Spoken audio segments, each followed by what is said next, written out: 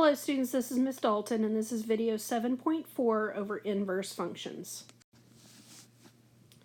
An inverse function undoes the original function. Some examples of inverse functions include, inverse operations include addition and subtraction, multiplication and division, squaring a value, and then taking a square root.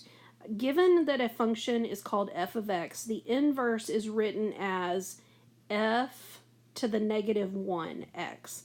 And so what we call this, when you see this written, you can just say f inverse.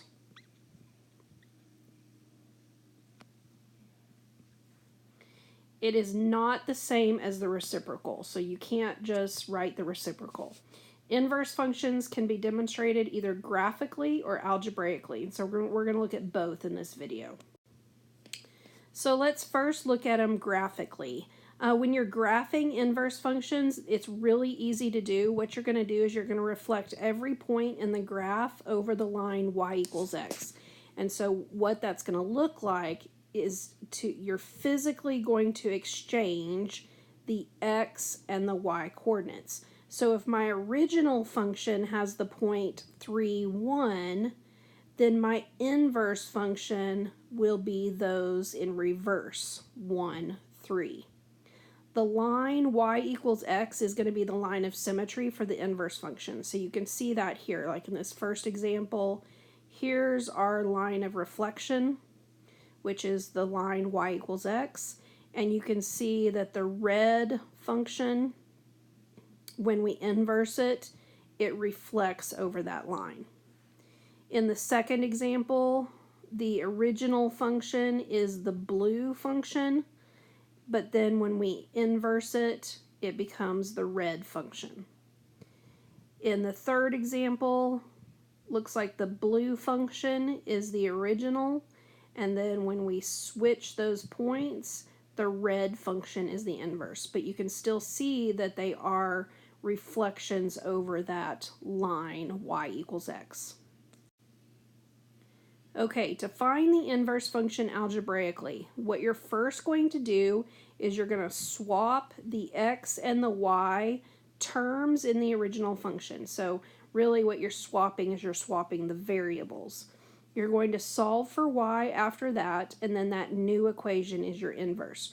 Remember that not all inverses are functions. So that could be something that we ask you is the inverse a function, and you'd have to still remember to use the vertical line test to determine if it's a function, or also you can write the list of points and see if any x values repeat. When comparing functions to their inverses, note that the domains and the ranges are going to exchange. So the domain of the original function would now become the range of the inverse function.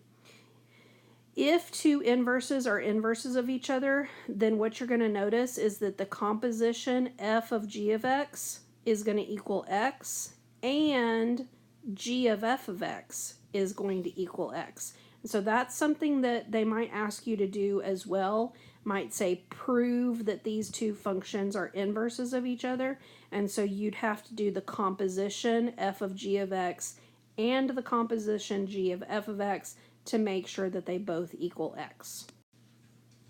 All right, so let's look at a couple of examples. We're going to take these functions and we're going to sketch the inverse of the graph. Okay, so let's look at example 1. Now I'm going to do the best job that I can, even though, sometimes on this iPad it's hard to plot the exact point.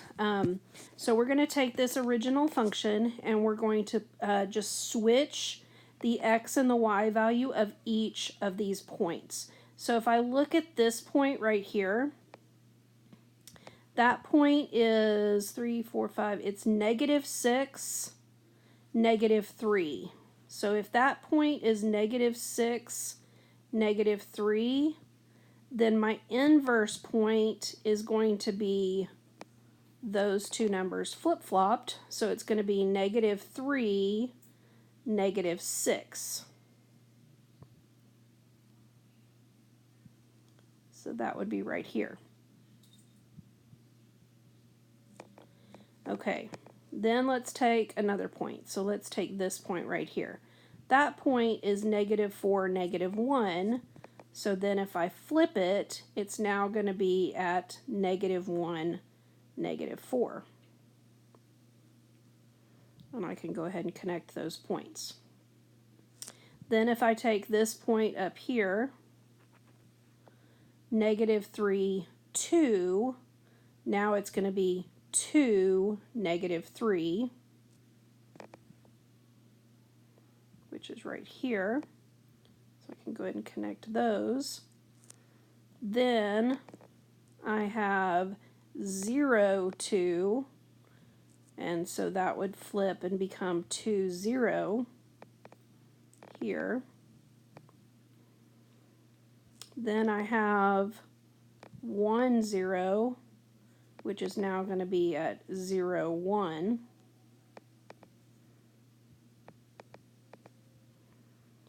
Then this point here is at 4, 4, so it should be the same, 4, 4.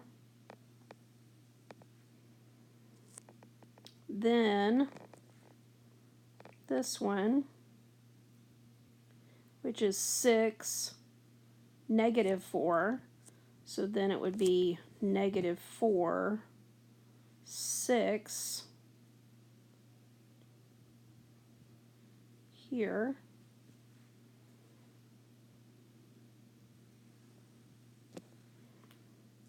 And then the last point is this one right here, which is 1, 2, 3, 4, 5, 6, 7, 8, 9. So that's 9, 1.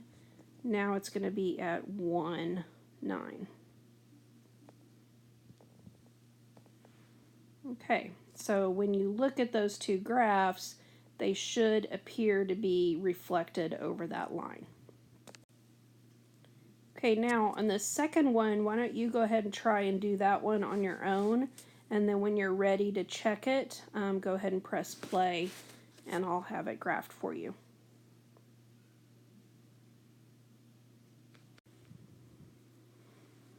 All right, check your work and make sure that yours looks like that. Again, you're just taking the ordered pairs and you're switching the x and the y. All right, so now let's look at it algebraically.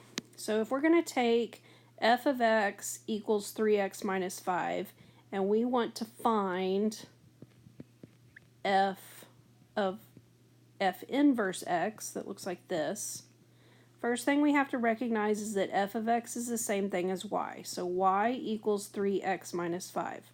Your first step is to switch the x and the y variable. So I'm going to take this x and I'm going to move it here, and then I'm going to take the y and move it in place of x. So what you're going to have is you're going to have x equals 3y minus 5. And then you want to get y by itself.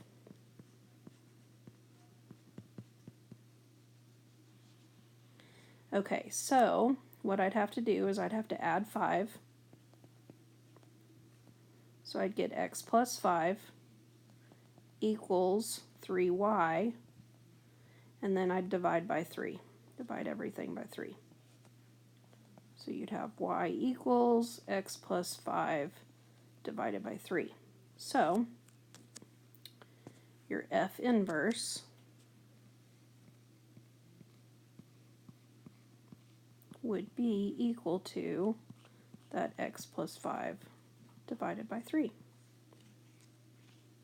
So switch the x and the y variable and then get y by itself. Okay, let's look at this next one. So right now we have y equals 2x squared minus 6. So if I switch the x and the y, then now I'm going to have x equals 2y squared minus 6. Then I need to get y by itself. So I'm going to add 6. That gives you x plus 6 equals 2y squared. So we're going to go ahead and divide both sides by 2. Then we end up with y squared equals x plus 6 over 2. To get rid of a square, we need to square root both sides. So our f inverse for this one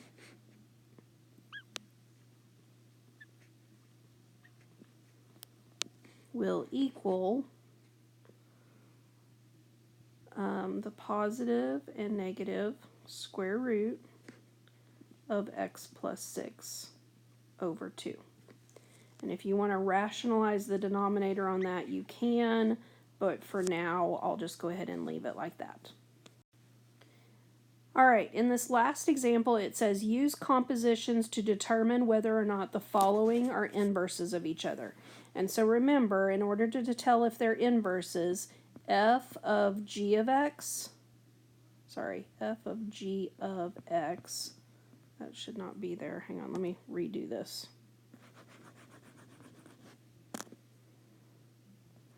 F of g of x should equal x, but also g of f of x should equal x. So what we're going to check is we're going to check and make sure that they both equal x. So let's first try and find f of g of x. So that's taking your g function and plugging it into the f function. So if I take this whole function and plug it in here, then I'm going to have 2 times 1/2 of x minus 9 plus 9. Well, 2 times 1/2, those cancel, so we would just have x minus 9 plus 9. Well, negative 9 plus 9 would cancel, so it does in fact equal x. But we also have to check and make sure that g of f of x equals x as well. So this time I'm taking the f function and I'm plugging it in to the g function. So I'm going to have 1/2 times, in place of x, I'm going to put 2x plus 9 and then subtract 9. So I'm just putting it in place of that x right there. Well, plus 9 minus 9 cancels, so then I have 1/2 of 2x, and 1/2 of 2 is 1, so it does in fact equal x. So we've proven that f of g of x and g of f of x equals x, therefore they are inverses of each other.